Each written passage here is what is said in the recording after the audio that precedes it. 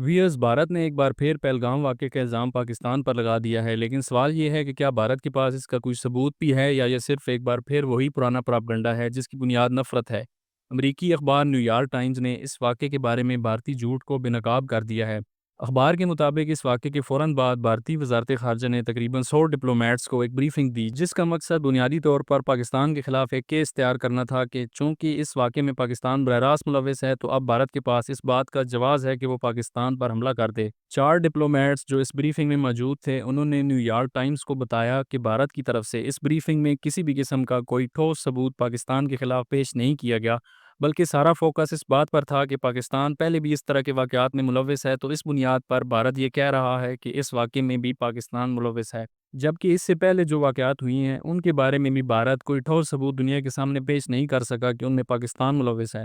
ایک ڈپلومیٹ نے اس بریفنگ کے بعد اپنی حیرانگی کا اظہار ان الفاظ میں کیا کہ کیا بھارت ماضی کے واقعات کی بنیاد پر ایک نیوکلیئر پاور والے پڑوسی ملک کے ساتھ جنگ چھیڑ دینا چاہتا ہے۔ اب سوال یہ بھی ہے کہ اس واقعے کا الزام پاکستان پر لگا کر بھارت کیا حاصل کرنا چاہتا ہے۔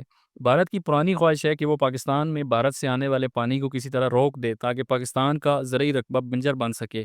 اس واقعے کو جواز بنا کر بھارت اپنی اس پرانی خواہش کو پورا کرنا چاہتا ہے۔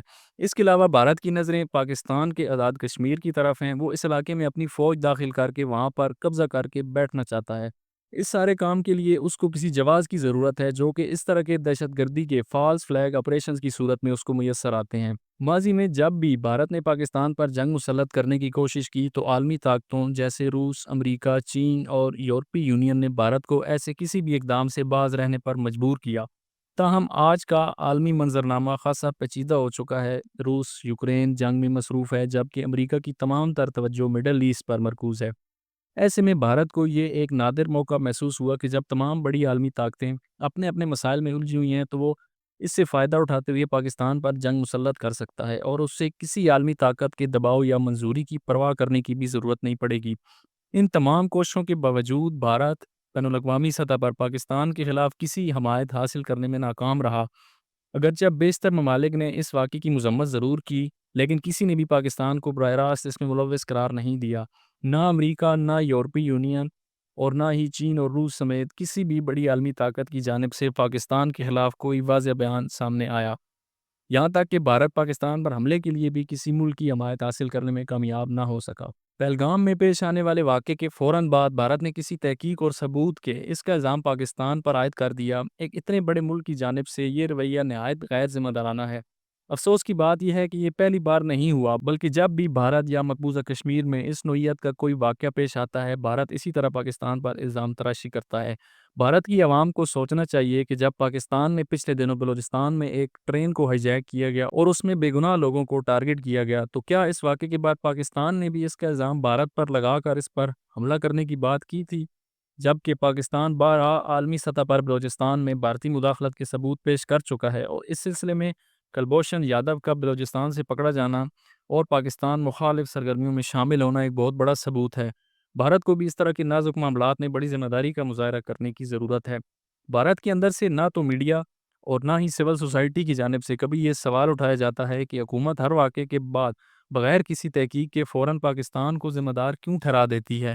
بھارتی عوام بھی بغیر کسی سوال کے حکومتی پراپگنڈے کو قبول کر لیتے ہیں اور یوں ہر بار ایک ہی کہانی دہرائی جاتی ہے۔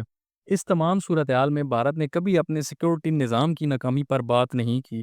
سوال یہ ہے کہ اگر اتنا بڑا واقعہ پیش آیا تو پیش کی انٹیلیجنس معلومات کیوں حاصل نہ ہو سکی؟ مقبوضہ کشمیر جہاں 7 لاکھ سے زائد بھارتی سیکورٹی فورسز تعینات ہیں، وہاں اس نوعیت کا واقعہ رونما ہونا بذات خود ایک بہت بڑا سوالیہ نشان ہے۔ پہلگام ایک معروف سیاحتی مقام ہے جہاں بھارت کے مختلف علاقوں سے لوگ سیر و تفریح کے لیے آتے ہیں، لیکن حیرت کی بات ہے کہ واقعے کے وقت وہاں ایک بھی سیکورٹی اہلکار موجود نہیں تھا۔ اتنے سخت سیکورٹی والے علاقے میں یہ کیسے ممکن ہے کہ چند دہشت گرد اتنی آسانی سے داخل ہوں، اپنا منصوبہ مکمل کریں اور بغیر کسی مزاحمت کے واپس بھی چلے جائیں؟ نہ کسی چیک پوسٹ پر روکا گیا، نہ کوئی کارروائی ہوئی۔ سیکورٹی فورسز تو موقع پر بروقت نہ پہنچ سکیں، لیکن محض 15 سے 20 منٹ کے اندر ایف آئی آر درج کر دی گئی، جو ظاہر کرتی ہے کہ الزام پہلے سے طے شدہ تھا۔